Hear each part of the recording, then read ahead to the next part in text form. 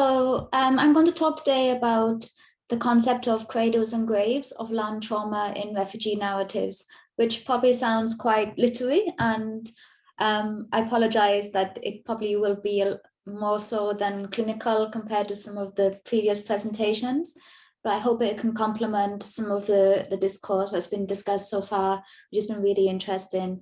The topic is also linked to a grant that I've just started working with. Our team is called Land Body Ecologies, and I'll discuss this during the presentation. But the concept of what I wanted to talk about today is to think about notions, probably building on from some of the previous points about loss, but notions of the ways that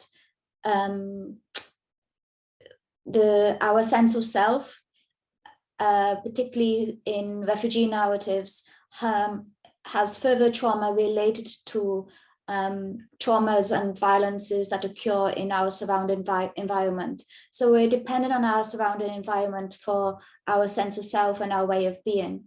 But phenomena such as war, conflict, various forms of violence, structural violence we've talked about today, and also climate changes are altering the physical and psychological landscapes and are the fundamental driver for forced displacement. So one of the concepts that I wanted to bring out today is how refugee journeys, as well as the psychological traumas that we've already discussed today as well, they also carry the weight of separation from the land, and why I'm going to discuss in this presentation why this has important meanings for our sense of self and the way that we view our surrounding world. I'm particularly going to take an approach using a palliative care model to understand different forms of dying and why that becomes important in understanding refugee narratives. This is just a snapshot of the hubs that we are working with. We are based we have residency as part of the award in the Wellcome Trust for 2 years. I'm a senior lecturer in global health at St. George's, University of London, but I'll be in the Wellcome Hub some days of the week. So if you are ever at the Wellcome Trust building, please do let me know. And we are working with 4 hubs in Uganda, India, Kenya, and the Arctic North. And these involve different communities, minority groups, indigenous communities, but communities that in some way have suffered some form of displacement and migration from the lands in which they identify with as their home. So palliative care, it has become an important feature on global health agendas, and there's a huge movement now into trying to improve what palliative care means globally, and to ensure that health-related suffering is alleviated. And this is typically taken through a pain relief perspective, but also thinking about the place of death as well. What I wanted to try and do in this presentation, and I hope I'll be able to do so successfully, it's probably the first time I'm presenting on this idea, is what does it mean, first of all, what does it mean when, in terms of notions of dying and the suffering related to that, but also when the land in which you are connected to is also perceived to be dying. And the reason I'm trying to bring these concepts together is because and this again is anecdotal, but I come from a background where my family are medics and they have a care home, and we are in quite a rural area, and I grew up there, and I grew up in this setting, and I grew up with, as a very young child, with conversations and being exposed to dying and death a lot, probably in a way that only on a level that most people have I experience it in a very peaceful way, but most people who experience that amount of death is often in a very different context and violent context. So I remember, my family migrated to this setting, and some years back, when they were deciding about whether to rebuild and expand the business and the home, my father said this phrase about why he felt that we should go ahead with it, even though it would be a lot more investment and one needed commitment from myself and my wider family, that we would be able to contribute to the home in the future. And he said that everyone has the right to die in their own home. And because of our rural location, if we weren't there, many of the patients that we have would need to go to the nearby town, which is only 10 miles away. But in the context where we are, it would be probably an impossible journey for many of their relatives, or at least not an easy journey due to poor public transport. And also this landscape is very different. That area is a beach area, whereas where we are situated in the mountains. So this idea of investing in this because of the importance of the place of dying. And now I've moved to London, migrated myself to London, and I'm working in a very different area, particularly on asylum healthcare, and I provide expert reports for asylum cases. And often when I'm reading the witness statements or in the community that I'm familiar with around me where I live, I'm observing a lot of expressions of pain that might not necessarily be interpreted as pain, that directly link to their bereavement of no longer feeling connected to the land and the efforts that they undertake in order to stay connected to the land, and the sadness and sorrow that they experience when they continually see how their land is being harmed through war, through conflict, and through other forms of violence.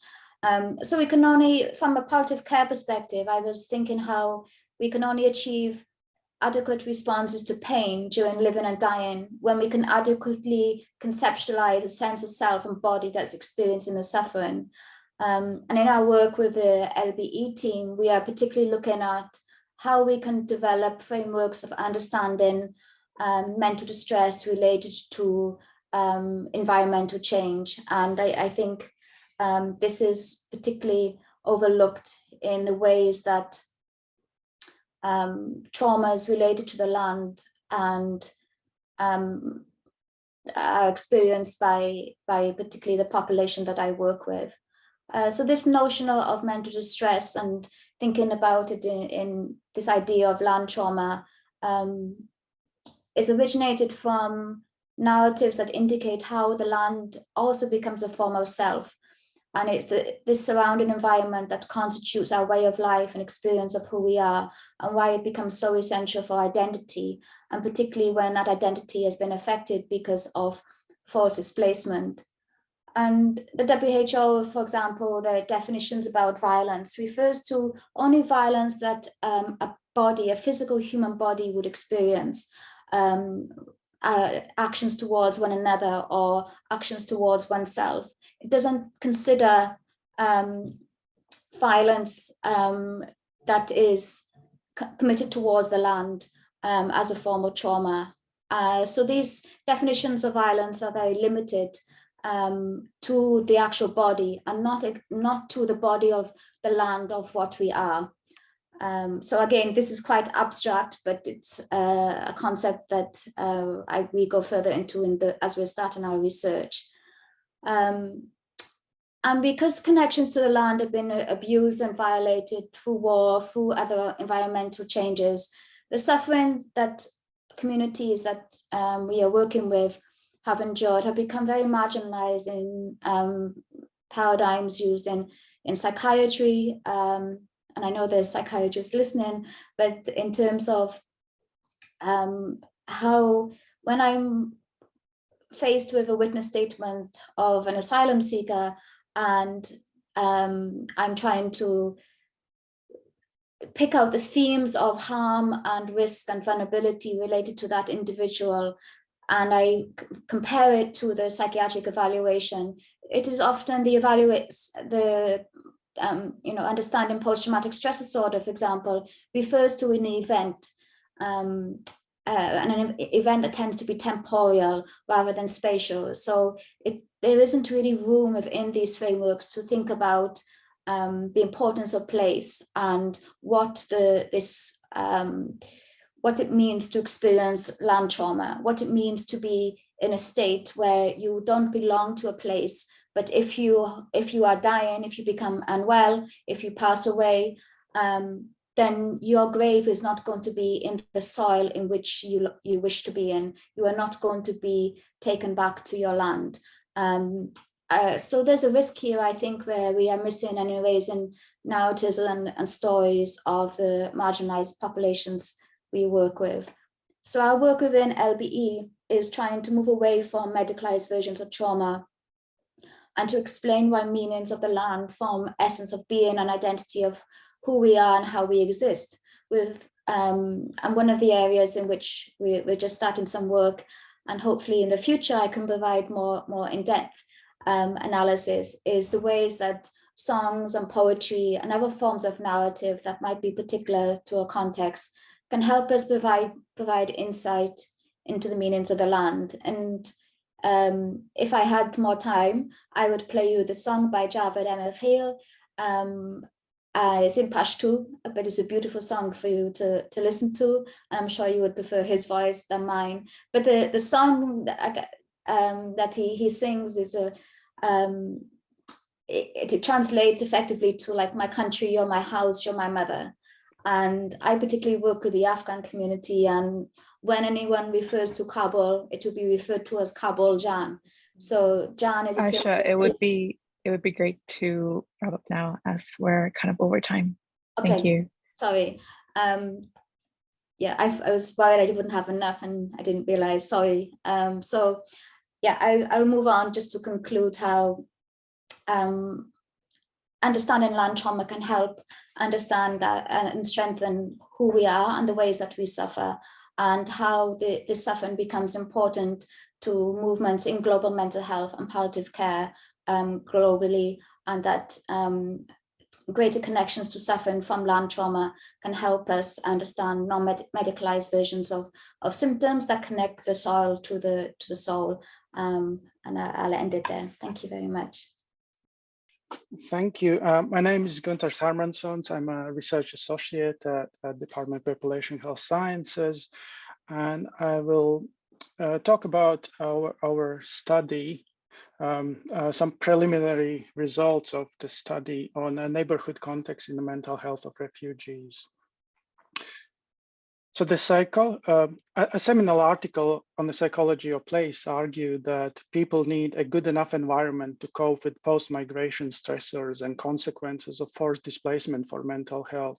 The good can come from developing attachment to place, familiarity as detailed knowledge of the environment, and identity as a sense of self in relation to the place of settlement. Therefore, the notion of place comprises geographical, psychological, social, structural, and biographical dimensions that emerge and intersect in concrete locations and environments where people live. Most refugees in the global north countries live in urban areas. They face a wide range of social determinants of health, such as employment issues, unstable housing, area safety, social discrimination, racism, and isolation. Meaningful interventions, positive experiences of social integration and community support can mitigate this. Arguably, all these factors will be to some extent place specific. This invites us to ask, what is the relation between neighborhood context and refugee mental health? How daily lives unfold and are navigated in search of a good enough environment? To think about these questions in this talk, I would like to report some preliminary results of a qualitative study with Somali refugees living in Northwest and South London and in Bristol. Both cities have substantial Somali diaspora communities, and most study participants have lived there for many years. The study included clinical and non-clinical participants and seeks to examine what sorts of potential risks, stressors, and sources of resilience are associated with neighborhoods and places of refugee residence. Our data analysis suggests that there are four distinct but interconnected themes that foreground experiences and perceptions of place in relation to mental health and psychosocial well-being. These are local areas and social infrastructures, neighbors and housing, neighborhood disorder and violence, and community, family, and friends. So the term local area emerged in participants' narratives as descriptor of the network of places visited daily or regularly. The boundaries of local area are not strictly defined. What makes up local area includes amenities with the prefix local, local shops, local mosque, local park, school, and such. These are usually within a walking distance, but can also be a short bus ride away. This perceived proximity of the local amenities and points of interest involved a sense of familiarity, stability, and comfort. Participants note how the outline of the local areas was particularly important for newly arrived refugees. They perceived walking distance from home in a relatively unfamiliar environment to be important for a comforting sense of place safety. Local area stands in juxtaposition to other areas, where respondents rarely went or avoided going because of perceived threat or actual experiences of threat. This was connected to the fact that many participants lived in proximity to the community places, which was associated with reduced exposure to risks of discrimination and violence. Availability and quality of housing, social network of relatives and friends, and employment opportunities were significant reasons for moving to different areas or moving from city to city. Settling close to community places usually meant in inner city neighborhoods. Those who lived in suburban neighborhoods emphasized relative quiet, fewer crowds, more green spaces, and calmer environment compared to inner cities. Transportation connecting places of residence to social networks and amenities was of key importance to everyone. So relationships with neighbors for many participants presented a salient place-specific factor for their well-being. Closeness and regularity of interactions with neighbors affected perceptions of the immediate living environment. Participants perceived neighbors as bound to the place of their residence. Particularly with tensions or conflicts, neighbors emerged as a factor that was very difficult to change because of limited agency in choosing where to live. Most participants described their relationships with neighbors as positively neutral, emphasizing maintenance of mutual respect regarding cultural, religious, and ethnic backgrounds.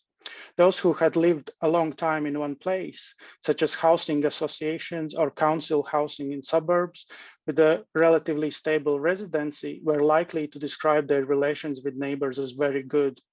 They knew one another by name, described sharing and caring for communal spaces, and engaging in mutual help and celebrations.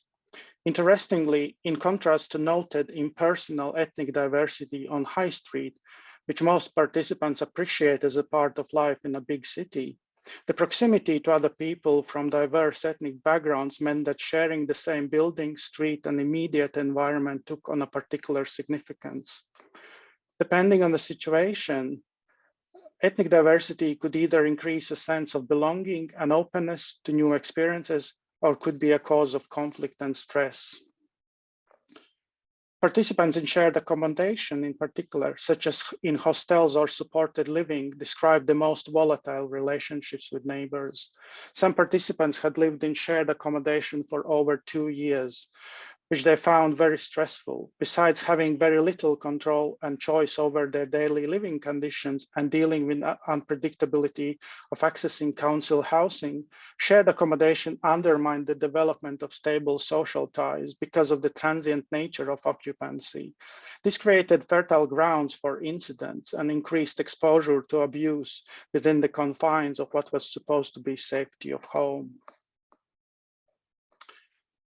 Neighborhood disorder and violence emerged as a salient theme in narratives of refugees who had in the past or currently lived in inner city areas.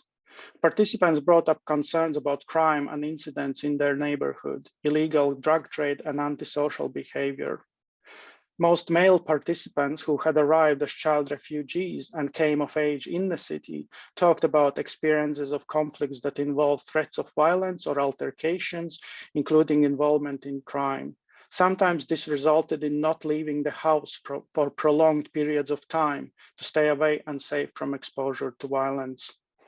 Therefore, neighborhood violence was of particular concern for parents, some of whom considered moving, if possible, to less criminogenic areas of the city, or even leaving for rural or regional areas outside of the cities.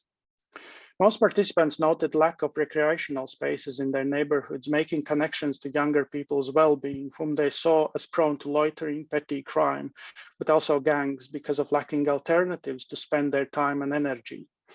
Almost all participants who stayed in shared accommodation, either hostels or supported living, reported witnessing or experiencing violent or disorderly events.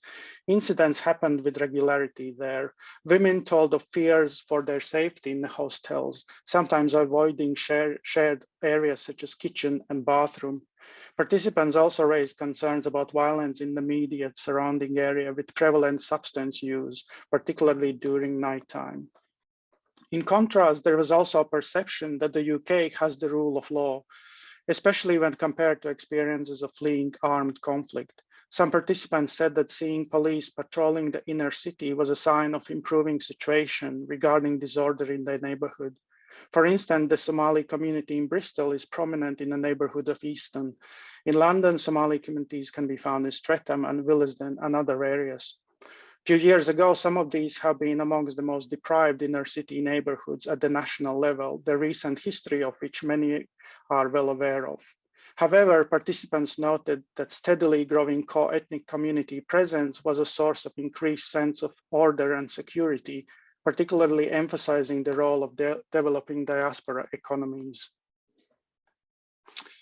And the last theme, community, family, and friends. So by the term community, participants refer to both co-ethnic social networks and particular places where people gather, nearby shops, cafes, and other amenities. Community thus is a source of social capital and a marker of social cultural infrastructure that can enable diaspora economies and facilitate friendships and maintenance of close social ties. However, participants in the interviews highlighted the primary significance of friends, family, and people whom one knows well, rather than community as such. They perceived community as more like an access point to support networks, but it did not serve as a guarantee of support, social life, and a sense of belonging. Community was also experienced and perceived differently by people with mental health service use or a history of mental health issues. They often talked about keeping the distance from the areas with dense co-ethnic presence, mostly because of intra-community stigma. Instead, they found socialization and support with a close group of friends, family members, and local support groups, with local NGOs and day centers playing an important role. And to conclude, neighborhood context foregrounds concerns of various scales, suggesting how everyday and structural problems become situated and how difficult pathways towards settlement and belonging unfold over time. From immediacy of relationships with neighbors to location-specific determinants of safety and risk, to social infrastructures and socioeconomic conditions, places and their time play a complex role in the mental health and well-being of refugees. Thank you. So my background is in, well, I've done a lot of research looking at psychosis, that is disorders like schizophrenia type disorders and bipolar disorder, but particularly to do with migrants. I'm very interested in the role of the social context in which people live, and particularly how that changes with migration.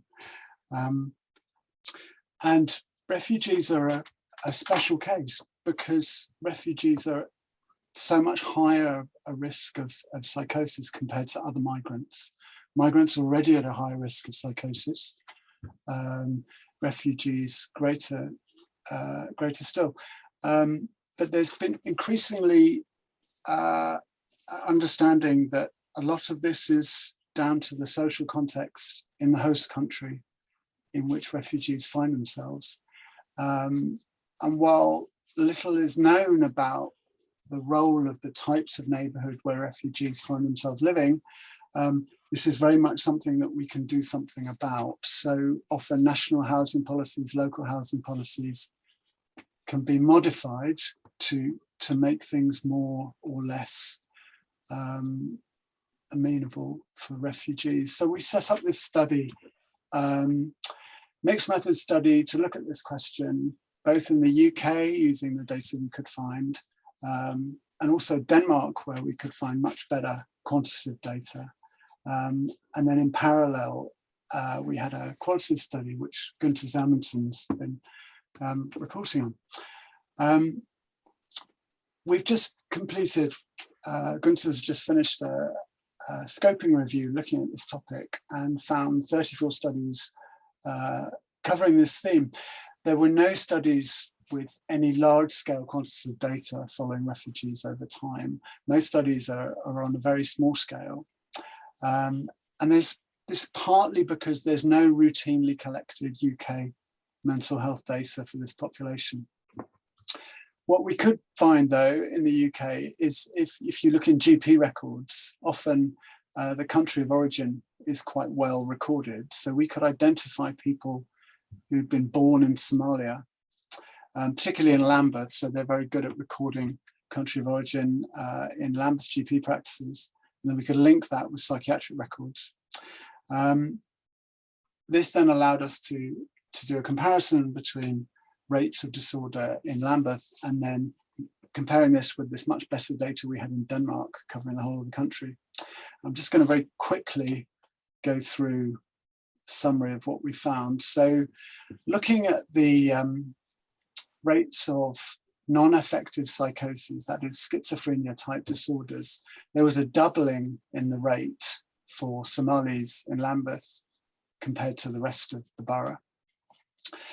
But that was very similar to the situation in Denmark. So we looked at Somalis in Denmark, pretty much the same doubling in the rate of schizophrenia type disorders.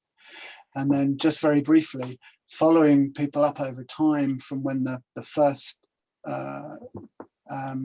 migration started happening after the civil war in Somalia, pretty much the same pattern as people start to come up with these kind of mental disorders in both countries.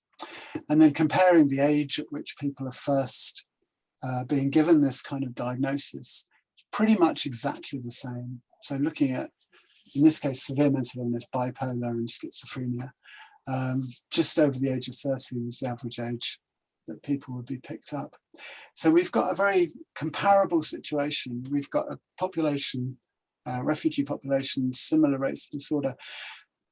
That's where the UK data then, it's about as far as we've been able to get so far. To be able to look at this in any more detail required a country with much better data. So I went to Denmark, where they have population registers that essentially tell you about potentially mental health treatment for every single person residing in Denmark, including all the refugees.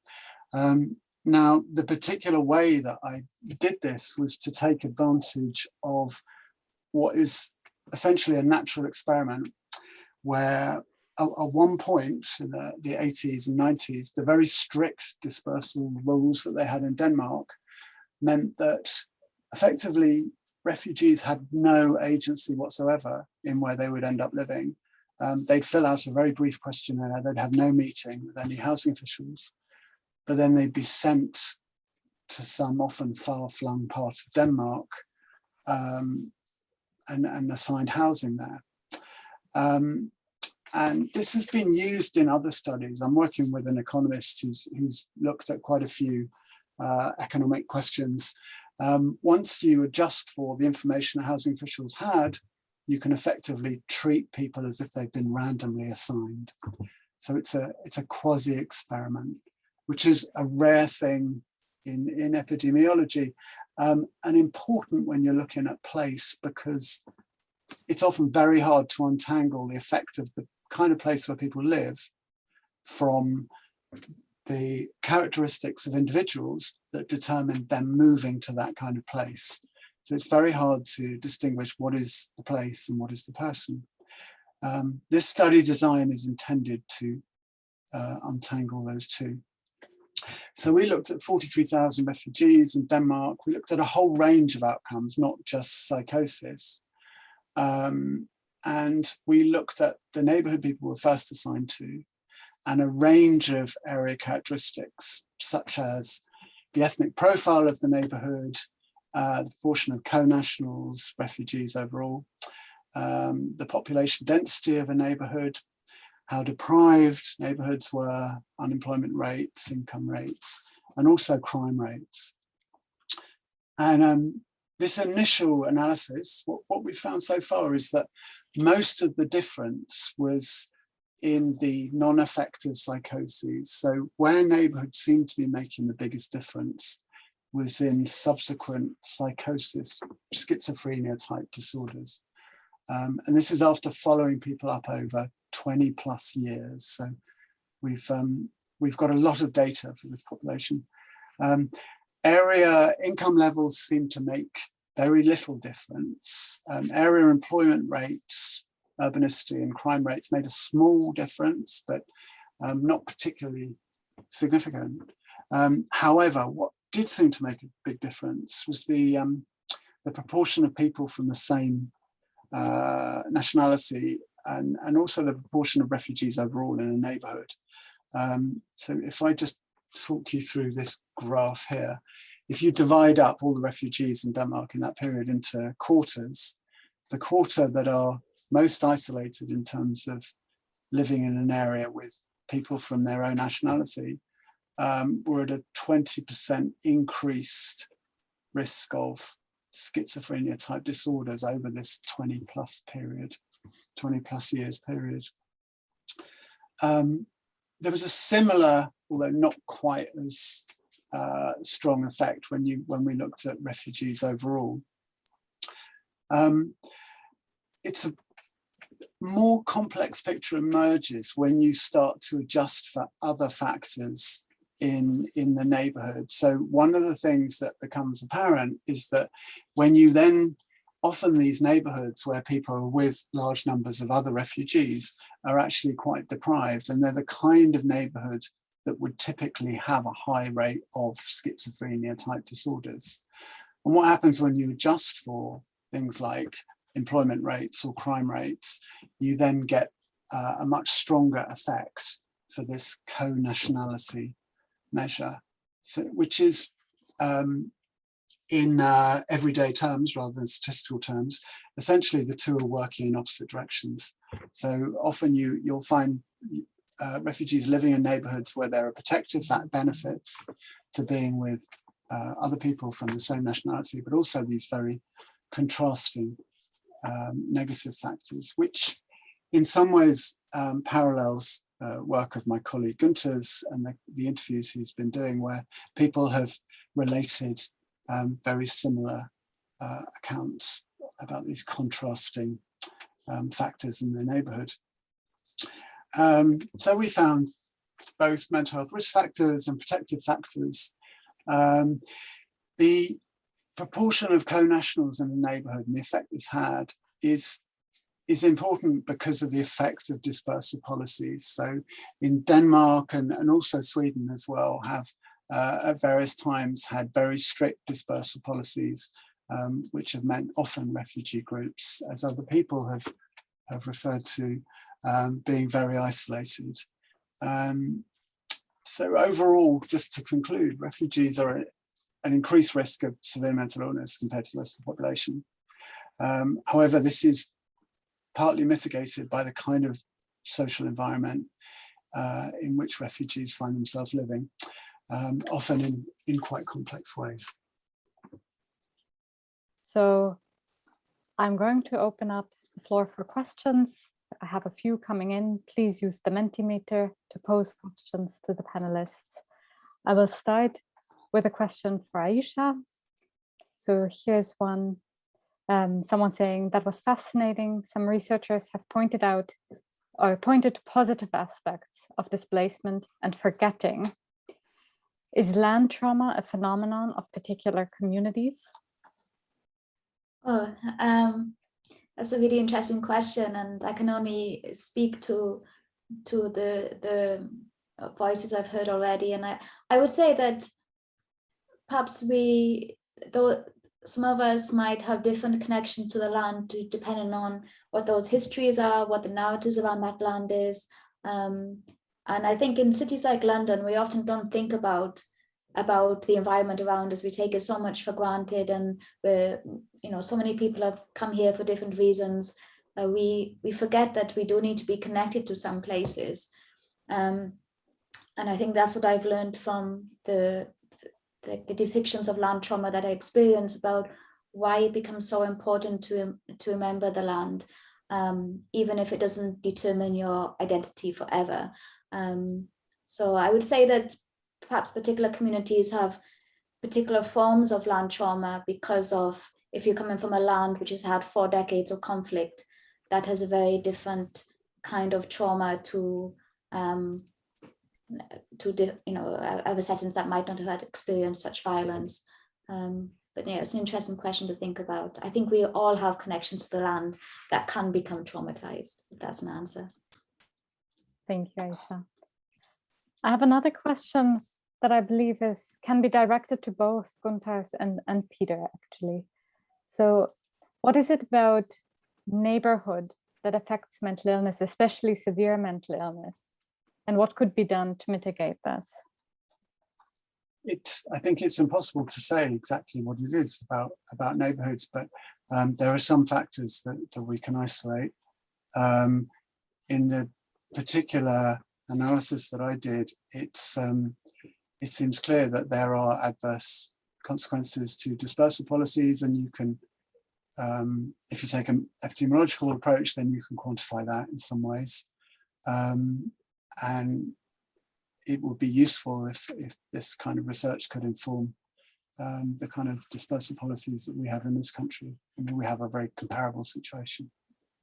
If I can add, maybe from more a qualitative point of view, and this is I don't mean to generalize, so this is based on what I heard from people telling me their stories, is that in particular in case in severe mental illness, I think that kind of spatial world of people who are suffering from those kind of conditions is a bit more immediate. It's not so expansive, so that their local areas will be way more limited to a day center, to a local shop, to a local park. They will go out with a particular purpose because of their condition very often. So, and in this sense, I think the way neighborhood, what kind of neighborhood they are located and living in is very important. If it's a suburban neighborhood with lots of greenery, quiet, more calm, it usually was emphasized that it felt much better than in very intense inner city, urban, a lot of stimuli, way more rubbish on the streets. So I think, I think in that sense, neighborhood is a very important and key context for the well-being and the course of a mental illness very often. Thank you both. Another question for Aisha. Someone saying, thanks for your really interesting presentation. Is your work connecting at all with Indigenous peoples, for example, in Canada, US, Australia, New Zealand, who have a particular strong relationship with the land? Wow, that's a lot for us to do. One of the areas where we are working though is with the Sami population in the Arctic North, and that's a very different kind of connections to the land and forms of displacement. Typically, we are working with the now older grown-up adult children who have migrated to different areas of northern Finland. So they haven't been denied particular land rights or forcibly displaced as some of the other communities we're working with in the other sites. But yeah, I mean, my colleague and I published a small piece in The Lancet a few months ago on the Inuit and mental health in Canada. But hopefully what the work that we're doing within the 4 hubs, of course, we have a limited amount of ability to do what we can in the time that we have and the funds, but hopefully the kind of concepts and the awareness that we are trying to raise about what it means to be connected to the land, and when those connections are disrupted by environmental change, perhaps they can be applied to other contexts as well. Thank you, Aisha. If you like, put the paper into the chat. It sounds really interesting. We have 1 minute, but there's one for Peter. Were you able to look at any protective factors in areas with low density of co-nationality? Yeah, that's a good question. I'd actually, in this study, no, not yet. I mean, there is other research on particularly Scandinavian countries where the effect of dispersal meant a lot of people have been very isolated, but often with materially quite fairly well off. So they're with good quality housing, employment prospects, a lot of effort to get people to learn the language. But despite that, so there's potentially protective factors, but despite that, there's often been then this onward migration because refugees have been found that particularly alienating, just having these benefits, but not having the sense of community that they were looking for. Thank you very much.